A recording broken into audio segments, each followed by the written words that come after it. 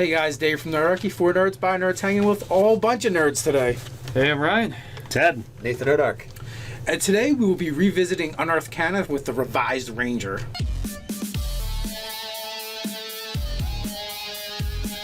If you want to jump down the description below, you can sign up for Nerdarchy, the newsletter. It's a great way to get gaming tips as well as learn how to game with Nerdarchy. So this past week, we had another nice little drop from Chris Perkins and Mike Merles over at Wizards of the Coast, and we were getting the Unearthed Arcana Ranger Revised.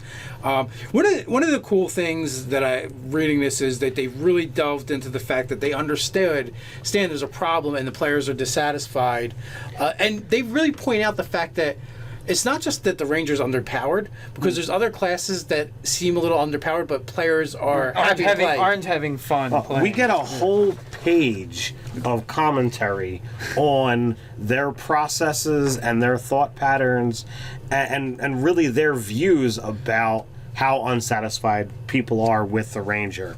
Because you don't get in a Ranger until page 2. This is just page 1. Page 1. Yes. Although I will say, if I'm writing something, if the thing I want to get to, the other topic, is just barely on the page, I might try to stretch out that other thought. Because, if the Ranger was just barely on there, I would probably try to pass another it out 5 too. lines there if they really wanted to. Yeah. Well, they didn't stretch it to complete the paragraph, or add an extra paragraph. I just felt what they put here, it made sense. I didn't feel like there was any extra content thrown in to fill the page. What they said made sense, and it shows that they care. Some of the things that they said on here was, one, this is not the final form. There will be another, but this is a playtest like Unearthed Arcana, and they also said this is legal in organized play. Yeah. So they're suggesting that DMs let players switch to this Ranger in their games, and that either one is viable in organized play. And what they also said pretty much is the old Ranger will never completely go away. It is part of the game now. But this other option at some point will be introduced so that people that are dissatisfied with playing the Ranger can play this instead. Ranger 2.0. Yeah, pretty much. And, one of the cool things they did is, more thematic than anything with the archetypes, is they created these conclaves going, you're not a man in the wilderness by yourself. You're actually part of an organization, right, or brotherhood, and they call them conclaves. Conclave, yep. So the little change of terminology there, from to distinguish it from, say, a fighter or all the other archetype sort of based classes. Yes. With that, so then we get into the actual Ranger class itself, not the Conclaves, but the base class, where they actually made some changes. So right off the bat, they added favorite enemy, and I know some people like yourself, Dave, are very much against the whole concept of, well, I'm a Ranger, that means I hate things. But it's back. Well, they didn't love it. They didn't add. They modified the existing favorite enemy, because favorite enemy before was a decorative ability, essentially. Right. It's a ribbon ability that was there before. Now it's I actually do more damage when I hit those things. Yeah. See, before it was like you were very knowledgeable about other things, and they did call it a favorite enemy. But here it says no, you're actually better at killing them. Right. Well, you're going to know their tactics. You're going to know. It's like a micro sneak attack. It's just I know their anatomy pretty well. I know where to hit them. Literally, it says you have significant experience studying, tracking, hunting, and even taking to a certain type of enemy commonly encountered in the wilds. Yeah. So we do. Our Rangers now do more damage against their favorite enemy. Right. So with Rangers already having a little bit of a one-up on a lot of the classes with doing damage, this is now stacked up on that. Call it what you will. But for me, the thing that really blew my mind that I think some people are going to dip into Ranger for, that first level, it's all right, Natural Explorer. Well, before you get to Natural Explorer, let's finish with favorite enemy. Sure. Because before you got the language for your favorite enemy as a bonus language, but now you just get a bonus language. Right. And again, a favorite enemy at 6th level, damage goes from +2 to +4, and you get another favorite enemy to add to the list, as well as another bonus language, your choice, doesn't have to be related to the favorite enemy at all. You could speak Swedish if you want. I also think it's significant that you could take favorite enemy humanoids, not even a humanoid race like, say, goblinoids, But humanoids, anything bipedal, has a culture. Previous edition, the previous edition or previous version of the Ranger literally was, if you choose humanoid, pick two, and you get their languages. Right. Yeah. Yeah, and you have advantage to track them or whatever. But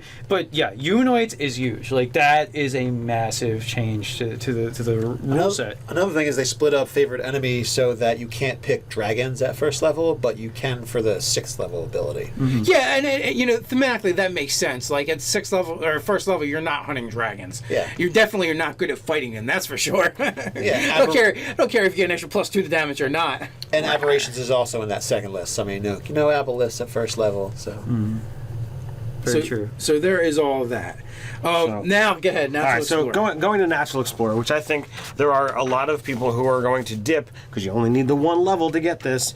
You ignore difficult terrain, advantage on initiative rolls, and on your first turn during combat, you have advantage on attack rolls against creatures that have not acted yet. And then there's other stuff that goes along with that as well. But that small little block right there in 1 level, that's a lot of power in my opinion. Well, coupled Especially with 'cause it's favorite also enemy, first. coupled with favorite enemy, like the rogue assassin that dips for 1 level of ranger, if not 2. It becomes pretty nasty with that advantage on initiative. It's just like I just make sure to follow them out into the wilds. Yeah, and actually too, per verbiage, it doesn't even specify that you have to be in a wild terrain by raw, not necessarily by RAI. The rules. Of This one ability gives you what 9. This one feature gives you 9 abilities, and 3 of them there is no really requirements for using. The other ones are specifically related to while you're moving through the wilderness. Mm-hmm. The other stuff, it's just nope. You get these 3 abilities that I really think just the advantage on initiative checks is awesome. But then coupled with the if you go first, you then get another advantage. That's pretty major in my opinion. It's kind of overwhelming in its power. One of the things we had talked about, because originally Natural Explorer, it required you to pick specific terrains. Mm-hmm. I think that needs to go back into being swamp, grassland, underdark, whatever. Like, And you're just really good there. yeah, and you kick ass in those settings, but to make this so blanket, and especially to or they at least need to go back into the text and say in a natural setting or something, because those 3 abilities are just way too good. yeah, if they split it up and made you choose like forest, swamp, whatever, and then you get to that 1st, 6th, 10th. What's that? Those are the Natural Explorer's original split. Is 1st, 6th, Right. and 10th. And you have a handful of them. Yeah, Yeah. that would probably be more reasonable. And I suspect they'll probably go with something like that in a later iteration. Yeah, or maybe they, maxing out to have 3 different terrains that your kick ass, that would be kind of nice. So, Yeah, because right now, as it reads, I mean, I could ignore difficult terrain in a broken down house. yeah. Or From spells. Yeah. well, yeah, there's that. There's that too, yeah. It's not even natural difficult terrain, like a rock scramble or something. It's just bam there. You're like, what is it, Edward's Black Tentacles. Yeah, isn't that great difficult terrain? And you just as a ranger, no, I actually run across the tentacles. Now, if somebody Parkour. if somebody summons Everett Black tentacles in a forest, and I have natural terrain forest, then I would say, yeah, maybe. Well, it might be cool because Because you maybe could just you're jump up bouncing into around a tree trees and stuff. yeah, cool stuff like that. But if they just summon it in a 10 by 10 Tavern. space In a a tavern, tavern, yeah. you're like, all right, Parkour. I'm not used to parkouring in the tavern.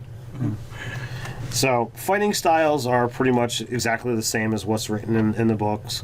And then we move on to spellcasting, It's actually the same. which is another breakdown. So primeval awareness, is that something that's new as well? It's not new, but it has vastly changed. Okay. So that's definitely worth mentioning, and it's better. It's not so much that it's better; it's more thematic and makes more sense. It now is basically the ability to speak with, understand, communicate, and affect wild creatures, beasts. Where before it was like, oh, I know if undead's in the forest with me. Oh, and it also gives you the ability to go. You're like, yeah, there's definitely orcs 3 miles that way because they're your favorite enemy. Right. It allows you to pinpoint your favorite, or not pinpoint, but it allows you to determine if your favorite enemy is there. And it says it reveals which of your favorite enemies are present, their numbers, and the creature's general direction and distance in miles from you. If there's multiple groups, it tells you. Yeah, because in the prior version it was much weaker. It specifically says this feature doesn't reveal the creature's location or number. So it's like everything it says. No, it's the reverse of that action. And I think you know what they have spell slot, and then spell slot. and here it's just the Here minute. it's just I gotta take time and concentrate, which it's concentrating as per spell. So if you're in combat, not a good idea to be working. How long on can you concentrate for it? It takes a minute. Or no? How long is the duration of the concentration? Does it? I don't think it gives that information. You have to concentrate for a minute. And you get the information. Okay. All right. Fair enough. Yeah. So then from there Well, we go. There's one difference that they've added to it. That's a restriction. It said you cannot use this ability against a creature that you have attacked within the past 10 minutes, which is not in the original. But the original also wasn't giving you a whole bunch of other stuff about it. Yeah. So I you don't know if can't. you like shoot a guy and miss. You can't just be like, oh, primeval awareness, I can follow you now. No. It was about the communication aspect in that. It was saying that you okay. can't. If you attack that's the something, beast companion. you have- can't talk to them essentially. Okay, Right. you can't use it against a creature you attacked. Okay, Correct. but you could use it to stalk a creature that you just attacked. Yes. Yeah. Exactly. Okay. You just can't make As long friends as- with them after you hit him over the head with a Oh, club. okay. No, As- that makes sense. You could use that if it's your favorite enemy to kind of stalk in that Okay. direction. So you can fire at somebody, hit them or miss, they run off, and you use primeval awareness. So, favorite enemy, there was another ability that we didn't mention from the greater favorite enemy, and that is the fact that you now get advantage on spells and abilities used by your favorite enemies. Right. So the saving throws. Yeah, and as a saving throw. So, yeah, that's another bump. So, favorite Favorite enemy enemy got massively better. Yeah. Because it is a very meh ability for being kind of a both favorite enemy and natural explorer are kind of meh abilities to start out with. I think they went maybe a little too far, but if they can find a middle ground, yeah, I think feel that'd like be for the 5th edition Ranger, they wanted to go away from using that as like a combat thing. great. Yeah. Yeah, I mean, they were trying to make the Ranger probably more like an Aragorn instead of like the traditional 3rd edition Ranger where, my special powers are really just to hate everything. It's a really sweet ability. It's like you're an Earth of Vengeance Paladin. Yeah, so they're like, we have that. We don't need the Ranger. Yes, anymore. Aragorn. He lays down, puts his head on the rocks, and he knows where the orcs are. That was his primeval awareness happening. Nice. Awesome. Maybe that's exactly where they were inspired when they rewrote that. Yeah. It's like they're that way. Let's go. Because maybe it was about a minute. So you get your enclave, your conclave. You get your ability score increase. Dave brought up the greater favorite enemy. Then we jump to 8th level. Now you can use a bonus action to take the dash action. So And that's new, right? That Yeah, they didn't have that that's- before. that's What did they definitely- get at 8th level before? 8th level before. Landstride. Landstride, which is kind of wrapped up in Natural Explorer. Yeah, they get it at first level. At first level, right. So. And they don't have to bother with things like natural terrain. And you would also get advantage on saving throws against plants that are magically created or manipulated to stop your movement. Oh yeah, so they don't get that anymore. Yeah, Well, right there. doesn't it? Well, yeah. So they get away from entangle at 8th Yeah, level as yeah. well. So. So, but that being said, it's definitely a way better trade-off there. Well, I mean, just to be able to essentially double your movement if you're doing anything solo, your speed is essentially doubled. So that's pretty amazing. Then hide in plain sight got a rework. They're not using the same one they used in the original Ranger, as well as I believe the original Ranger and the Rogue probably shared the same hide in plain sight. Now which it's different. Now it's different, which I kind of like the idea that they each have their way of doing it. So it's a pretty big deal too. Like instead of having advantage or something like that, you actually give a -10 to Wisdom Perception checks against you, Which is super.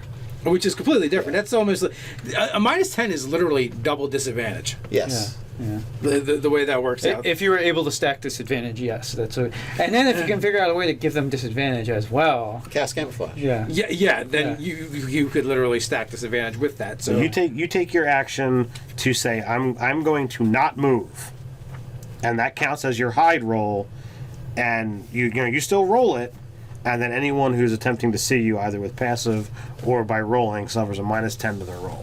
now the one thing I will say that it is a little bit different is that you have to stay still. You can't move. Yeah. So it is a kind of a limiting factor there. But again, it works really well. So there's that. So then we move on to 14th level, Vanish. You can hide as a bonus action, and you can't be tracked by non-magical means unless you purposefully choose to leave a trail. Actually, I'm reading it. It's pretty much the exact. Vanish is the exact thing. Okay. Thing. So yeah, that really hasn't changed. Feral senses, I think, is pretty similar too, right? It says you gain preternatural senses that help you fight creatures you can't see. When you attack a creature you can't see, your inability to see it doesn't impose disadvantage on your attack rolls. You're also aware of the location of any invisible creature within 30 feet. So that one again. And Foe Slayer is still lame, right? Yeah, Foe Slayer is about the same thing. Yeah. Okay, so with that, we actually going to the Conclaves. Now, I will say we only really need to cover 2 of the Conclaves because the Hunter really doesn't change anything. It's not substantial at all as far as the changes. And also, in my opinion, that's fine. I felt the Hunter Ranger wasn't a bad deal at all. They're fairly effective. It's just that the early levels, like you're getting those ribbon abilities that aren't that great. So now you actually have things that kind of help you keep you alive. As a Hunter that's going in and mixing it up. You stay cool. Yeah, exactly. Okay, you're saying the General Ranger has gotten better combat so that the Hunter is even better. Okay, I was like, the Hunter gets ribbon abilities. What?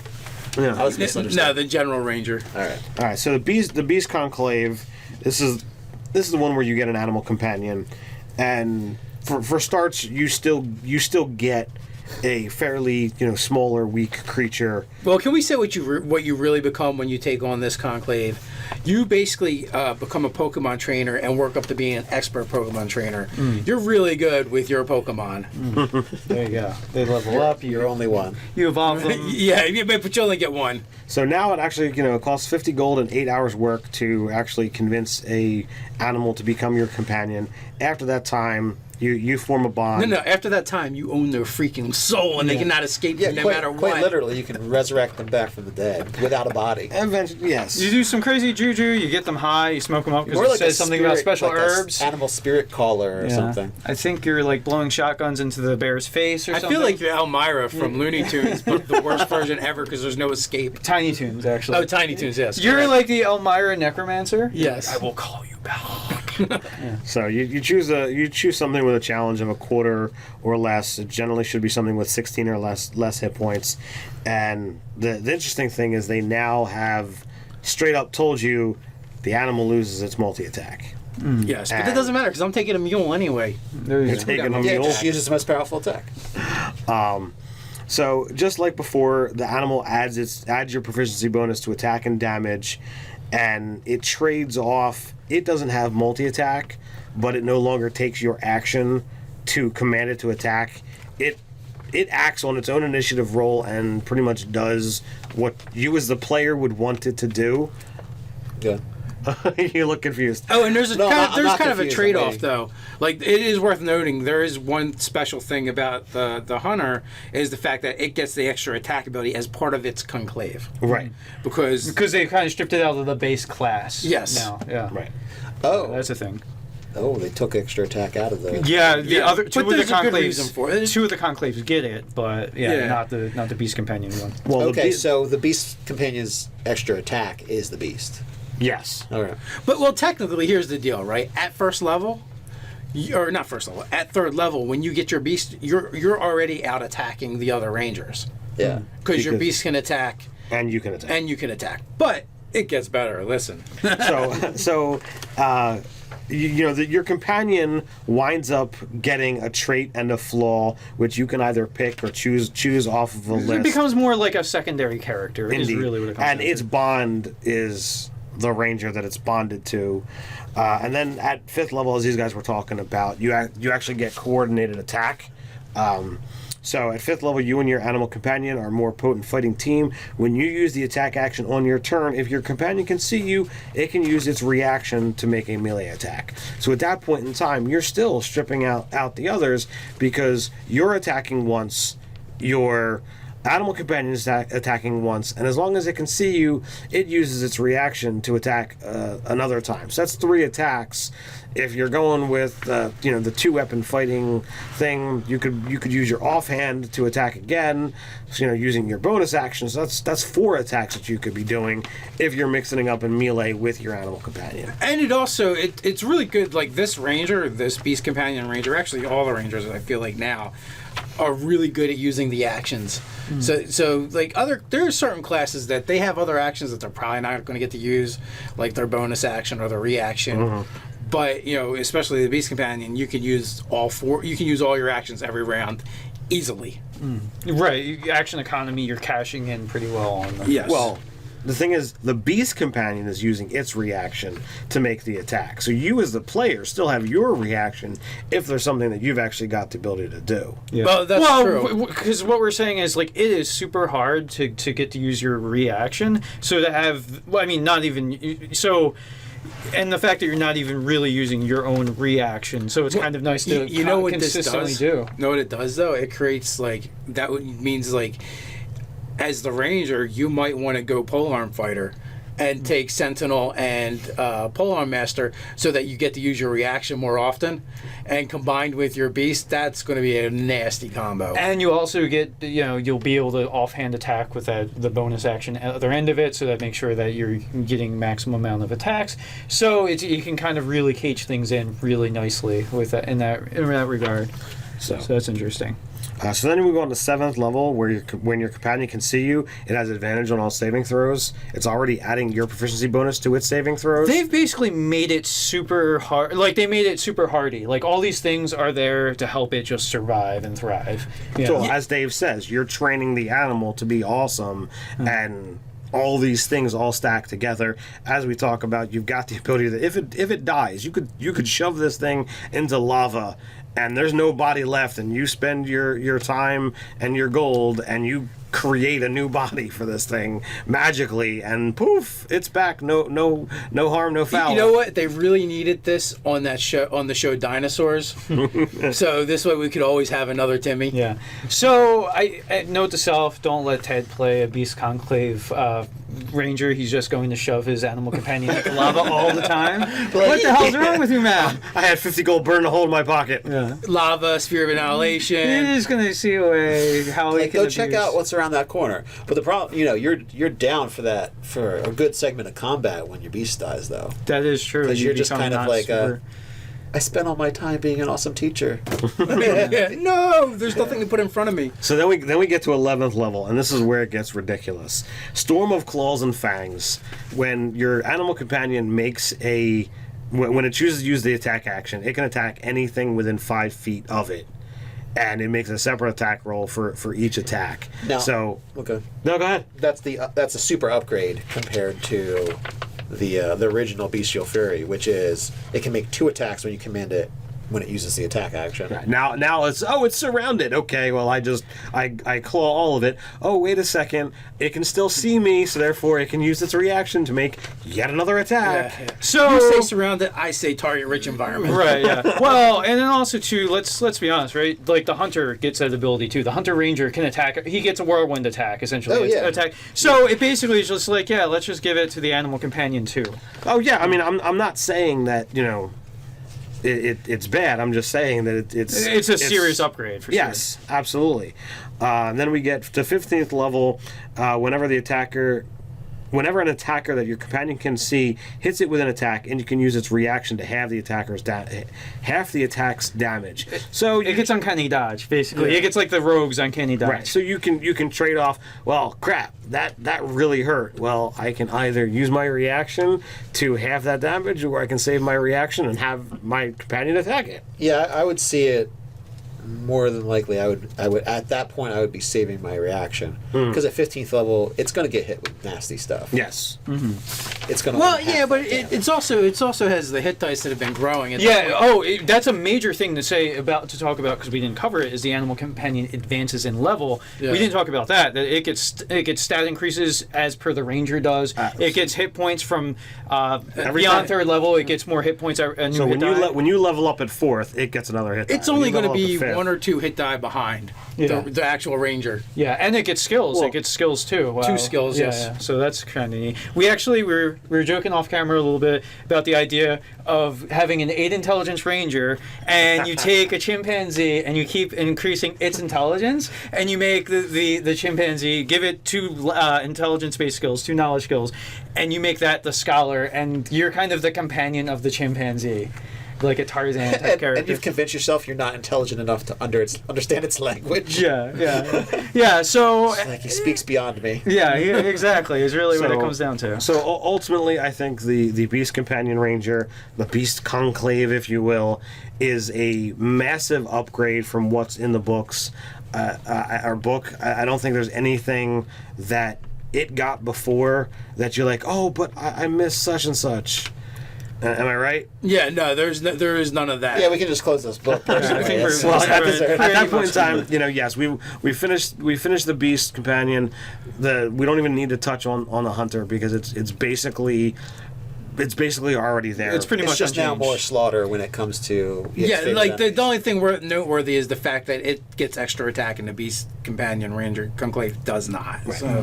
So that moves on to Stalker. the Deep Stalker Conclave, and that's for the people who want to kind of be in the Underdark, or for us, the Beneath. It is, but it really is only like one ability that really speaks to that. So yeah, I was saying that I feel like if they would have just called it some sort of advanced scout or something like that, like all the abilities are very much just like a skirmishery sort of first contact sort of ranger character. Well, and that's fine. There's 2 abilities that speak to I'm at home in the Underdark, and that is. Yeah. You get dark vision if you don't have it, or your dark vision improves, and the fact that you can actually hide from those that have dark vision, Right. as basically As if they didn't have it. Yeah, so that part's pretty cool. That's like a serious advantage. you're for like the Dark. in the Predator movie, you're like Arnold Schwarzenegger after you rub the mud all over himself. Yeah. Oh man, just thinking muscle mass alone in that movie. So at 3rd level, as we mentioned, you get those abilities, but the Underdark Scout, which this has nothing to do with the Underdark, but is way cool. The first time that you act, you get an extra 10 feet to your movement, so you can pull the Blitz, and not only that, you get an extra attack action. Or not an action, an extra attack, right, if you take the attack action. This is really important because at 2nd level or 3rd level, you're getting 2 attacks a round, essentially. You know what I'm in the thinking? First round. Wood Elf, Monk, Mobile Feat, Flurry of Blows, and that. Yeah, I think, isn't that all legal? Oh, yeah. Yeah, That would be you just go. disgusting. Yeah, that would just be nasty. So you kind of dip in this? Oh, wow. All right, so you need to be 3rd level to get to this. What levels give you that for Monk? Level 1. Level Yeah, 1? yeah, there you go. So Four- low level four character, you levels. can be pretty 4th cool level looking. character. Oh, no. But although to get the feat, you need to go up to 4. So I would go 4 Monk, and then 1 of that. Well, we'd have to weigh it out. But Well, it'd you be do one Monk, 4 of this. For a Ranger, yeah. So Yeah, if you're a 5th level character, Yeah.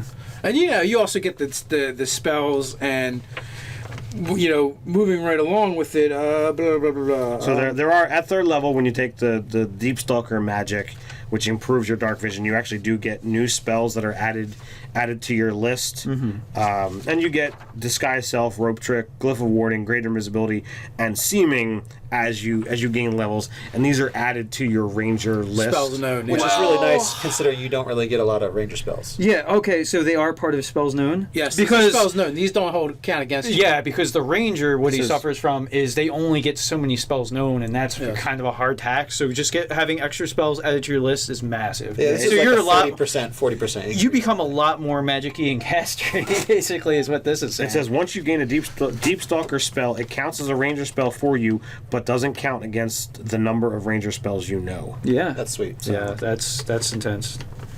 So they get extra attack. 5th level, that as per Hunter and Fighter, you get to 5th level. All right, I'm swinging again. Coupled with your Underdark Scout, you're now swinging 3 times on those On that round. first round. 7th level, you get Iron Mind. You gain proficiency in Wisdom saving throws. I think that's pretty sweet. Not a lot of classes get extra proficiencies as you go. Especially for all the nasty things that do bad things to your mind. In the Yeah, Underdark. absolutely. Although there is one thing I want to check. On your first turn during combat, you have advantage on attack rolls against creatures that have not yet acted. So So if you go first, and you're that ranger, you're getting 3 attacks with advantage. Yeah, that's crazy. And with basically At 5th level, you mean? Yeah. Yes. At 5th level, yeah. So Okay. I'm just looking at how that that Plays out. That build Six plays die out. rolls. That's a good chance of getting a crit. Yeah, I would say it's pretty good, and you're ignoring difficult terrain to get there. You have that extra movement, so yeah, And you've had it's a initiative, nice and you had skill. advantage on initiative, so you get to go first more often. Yeah, and if you're using that elven the elven Wood elf. elven wood elf. Yeah, with mobile feet. yeah, you're gonna have the higher wisdom anyway. Right. So then we move on to 11th level, where the other ones are getting crazy amounts of stuff. Here, once on each of your turns, when you miss with an attack, you can make another attack. Not as good as the Hunter's Whirlwind or the Beast's, Storm of Claws and Fangs, but It's not a horrible ability. it's not horrible. There's lots of times where people are like, crap, I missed. And the There's dice go no flying. action to it or anything like that. Just once around, if you miss, re-roll that attack. Yeah. Now you do have to use your reaction. Oh wait. No. Oh wait. No, you use your no. reaction to impose disadvantage. No, Which one are no. we looking at? Number. Oh, reading the wrong one. Sorry. Once you attack on each of your turns, when you miss an attack, you make another attack. So, okay, wait a second. What if I use this first? I roll with advantage, and both dice miss. If I'm making another attack and I've got advantage, I'm rolling 2 more dice. Yeah, it doesn't say make another roll. It says make another attack. So yeah, Yes. you roll with advantage Yeah. again. So that's pretty sweet. And again, as you guys pointed out, it doesn't cost any of your action actions economy. to do Yep. it. And then at 15th level, whenever a creature attacks you and does not have advantage, you can use your reaction to impose disadvantage on the attack roll. Right. Yeah. So really, the Beast Conclave and the Deep Stalker Conclave they're really about economizing those actions and using as many of them as possible every round, especially once you level out. Right. Yeah. And like Hunter is just beating things down. Yeah, but he's like doing a lot of I that. also see Deep Stalker as being a lot more like defensively oriented. I mean, it's got some good offense, but as opposed to the Hunter, that kind of like his defense is a strong offense. Yes. Where the Deep Stalker has some abilities that's more like, I'm going to try to mitigate the amount of damage I'm taking. Well, yeah, and the extra saving throw, Yeah. proficiency, all that kind of adds up to make him a little more resilient. Well, and the other thing I it's worth pointing out. I've listened to a couple other videos and no one's pointed this out. One of the things with the Hunter is whenever he's getting all those extra attacks or attacking everything around him, if it happens to be your favorite enemy, well, that's a +4 to damage on all of those attacks. Yeah. So if you have 8 things surrounding you, that's an additional 32 points of damage in a round. Yeah. And then if that version has the mobile feat, you get to walk away from all that stuff because you attacked it all. So yes. that's also an amazing thing. I friggin' love the mobile feat. It is so good. Like the idea of just like I'm going to swing and everything, and regardless of whether I hit or not, I get to walk out of here scot-free. I just think that's kind of an amazing feature. So where one of the areas where the Beast Companion falls behind, and I've said it before, is one, you're not accessing Hunter's Mark through your Beast Companion, and 2, in this case, the favorite enemy damage is on you, not the Beast Companion. Really? I thought they got it. You sure about that? I think they get the favorite enemy. I think there's something called out specifically that says... There was definitely, they share the trait where they're able to move. But I'm not positive. I could be wrong. There's a possibility that it's happened once or twice. And I believe Ted is looking it up fiercely. You guys on the video would be like, "He's so wrong. I got it right here in my brain memorized." These Nerdarchy guys messing everything up. When using Nature Explorer feature, you and your animal companion have both stealthily at normal pace. So I see that's the thing that they share. Your animal companion gains the benefits of your favorite enemy feature and of your greater favorite enemy feature when you gain that feature at 6th level. It uses the favorite enemy you selected for those features. Yeah. Now that part's important, but they don't get the hunters. They can't use Hunter Mark throw. Right. Because it's with a self spell, right? Yes. Yeah. Although, like we probably would have got way more comments on the video if we left it there, left being wrong, and then we can say, "You're It's wrong." okay. People who are listening to it have already started typing. Oh, it says Yeah, right they're here. in there anyway. Oh, damn it! They mentioned it. Edit. Yeah. So with that, have you guys looked at this yet? If not, you should. Definitely worth a look. Dave will put the link down in the description so you can check it right out. As long as he remembers. Yeah. But with that, you guys comment. Let us know what you think while you're at it. Like, share, and subscribe. Check us out over on Facebook. You can check us out over on nerdarchy.com. And while there, visit the store. So until next time, Stay nerdy.